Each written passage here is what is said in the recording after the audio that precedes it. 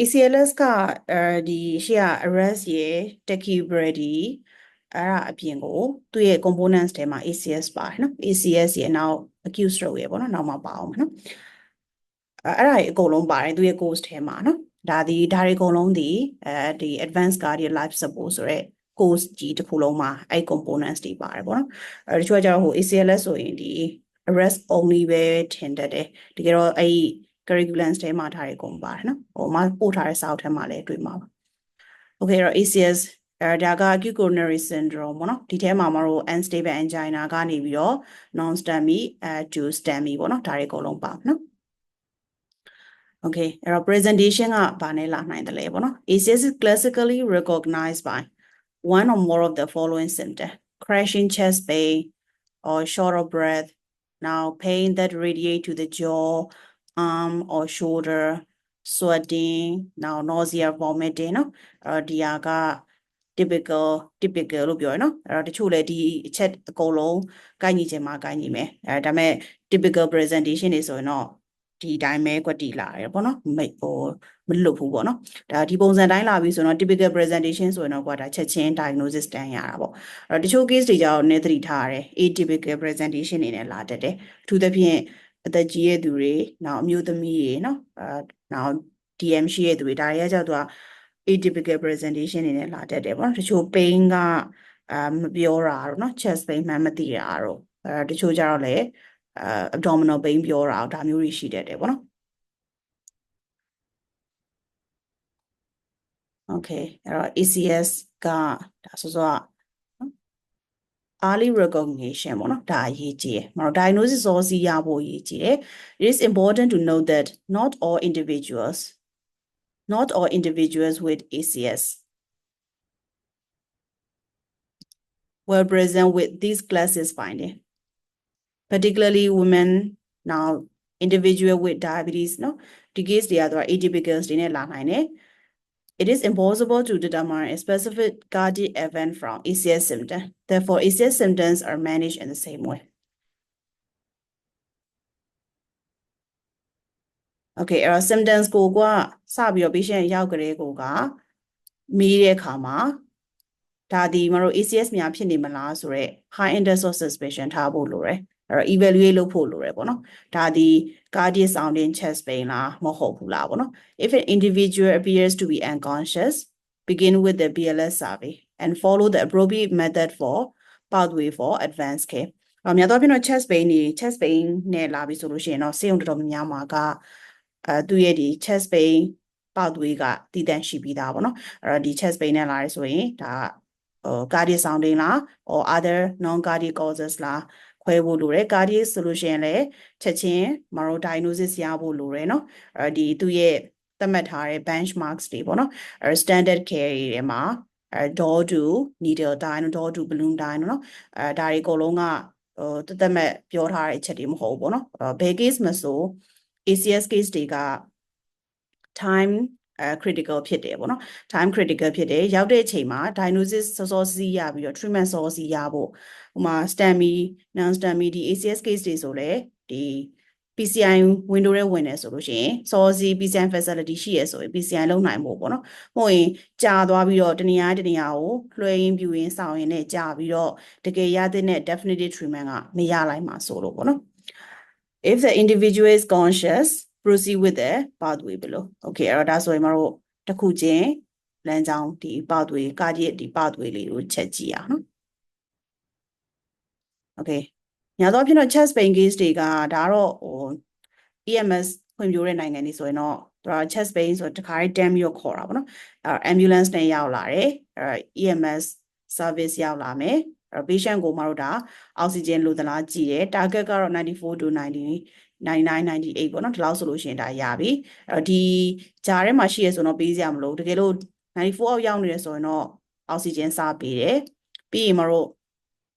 aspirin ပေါ့နော်အဲ့တော့ aspirin ကကြောက်တော့ if no allergy give 160 to 325 aspirin chewing လုပ်ခိုင်းမယ် avoid coated ASA ဒါတော့မတို့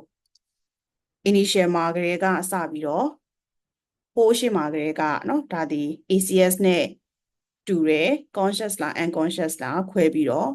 တန်ပြီးတော့ treatment စပေးဖို့ပြောထားနော်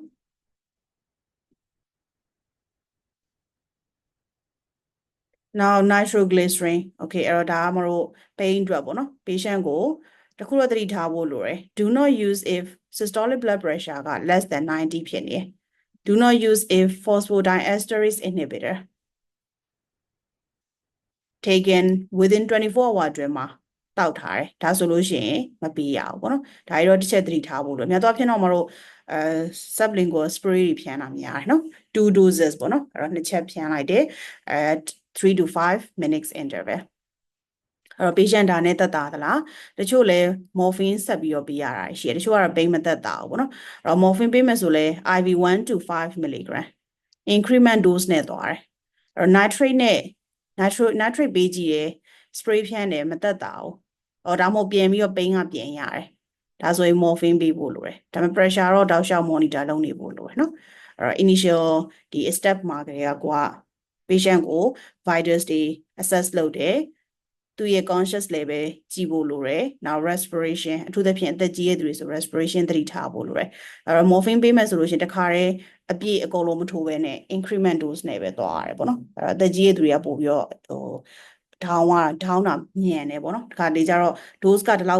က်ပေးရမယ်ဆိုပြီးတော့အဲ့ဒါတွေအကုန်လုံးထိုးလိုက်လို့ရှိရင် patient တခါတည်းငြိမ်သွားတတ်တယ်အဲ့ဒါသတိထားဖို့လိုတယ်နောက်တစ်ခုက dual leaf ECG ပေါ့နော် okay အဲ့တော့ဒါ patient STEMI လားအော်ဒါမှမဟုတ်ရင် SD elevation or SD depression ဒါမှမဟုတ်လို့ရှိရင်လည်း poor or with progression ပေါ့နော်ဘလိုမျိုးSTEMI non STEMI features တွေအတိအကျမပေါ်သေးဘူးဒါပေမဲ့လည်း MI နဲ့တူတဲ့တခြား other mimic ပေါ့နော်ဒီ STEMI ACS ဒီ features တွေရှိနေသလားနော်ဒီ criteria တွေကိုကြည့်ဖို့လိုတယ်နော်အဲ့ဒီကတော့ poor or with progression ဖြစ်နေသလားနော်ဒါလေးထည့်ပြီးတော့ကြည့်ရမယ်နောက် line ထိုးပြီးပြီလားဒါကတော့ရှင်းမှာကလေးက morphine ပေးတဲ့ဆိုကြတဲ့ line ကတော့ပါပြီးသားဖြစ်မယ်အဲ့တော့အနည်းဆုံး2 large နော် IV large gauge IV ကိုထိုးဖို့လိုတယ် notifying hospital ဒါဆိုတော့ EMS ထဲမှာကိုပဲစေုံမရောက်သေးဘူး pre hospital မှာကိုပဲဒါတွေအကုန်လုံးလုပ်ပြီးသားဖြစ်ရမယ်တကယ်မှာ standard ပေါ့နော် standard care ကတော့အဲ့တိုင်းဖြစ်ရမယ်taken to အဲ့လိုမျိုး pre မှာကလေးကတိနေတဲ့ခါကျတော့ဘာကောင်းလဲဆိုတော့ patient ကိုစေုံမှားပြီးမခေါ်ရတော့စေုံမှာခေါ်ရဲဆိုတော့တချို့စေုံတွေမှာက cardiac what ရှိရတချို့စေုံတွေမှာ cardiac what မရှိဘူး CCU မရှိဘူး PCI မရှိဘူးအဲ့လိုစေုံမျိုးခေါ်သွားမိရင်အဲ့ patient အတွက်ကနစ်နာတယ်ပေါ့နော်ဆိုရင်က diagnosis သိပြီးတော့စေုံကိုလက်ခံနိုင်တဲ့အနေအထားလည်းရှိတယ် CCU bed လည်းရတယ် PCI လည်း available ဖြစ်တယ်စေုံမျိုးတန်းခေါ်သွားနိုင်တယ်ဆို patient အတွက်က survival rate ကလည်းအများကြီးกว่าပါတယ်ဆိုတော့ဒါက notify လုပ်ပြီး diagnosis ရပြီသိကြပြီဆိုရှင်တန်းပြီးတော့ PCI center ကိုမှလှမ်းပြီးတော့ inform လုပ်မယ်နော်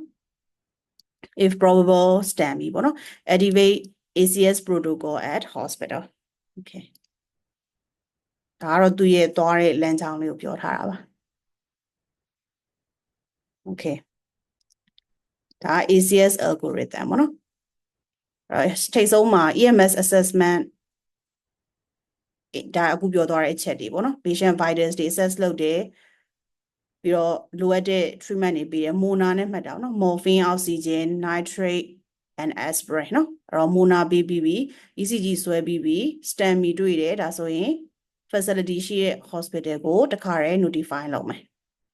တချို့ဆို pre hospital မှာကလေးကတချို့နေရာတွေမှာပေါ့နော်နေရာတိုင်းတော့မဟုတ်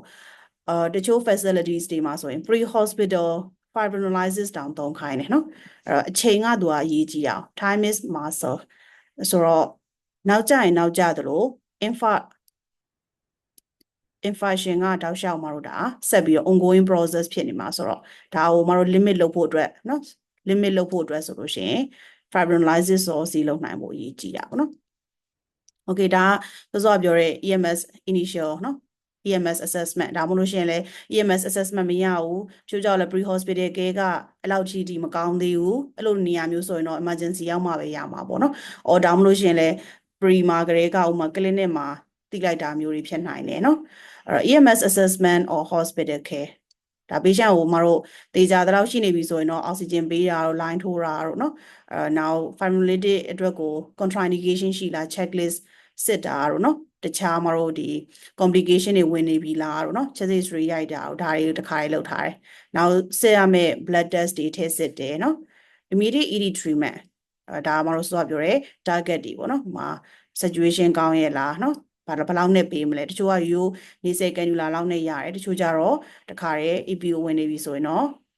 ventilator တခါရဲတင်ဖို့လိုတယ် CPAP တခါရဲတင်မယ် aspirin ပေးမယ်spray ဖြန်းတယ် morphine ပေးတယ်เนาะတကယ်လို့အပေါ်မှာမပေးရသေးဘူးပိန်းကလည်းတကယ်လို့ပြန်ပြီးတော့chest pain ကပြန်ပြီးတော့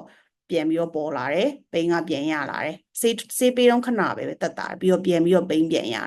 တယ်ဒါမျိုးတွေဆိုလို့ရှိရင်ထပ်ပေးရတယ်ပေါ့နော်အဲ့တော့သူရဲ့ vitals အရာမှာတော့ dose ကိုတော့ adjust လုပ်ဖို့လိုတယ် okay တော့ ECG interpret လုပ်လိုက်တယ် ECG က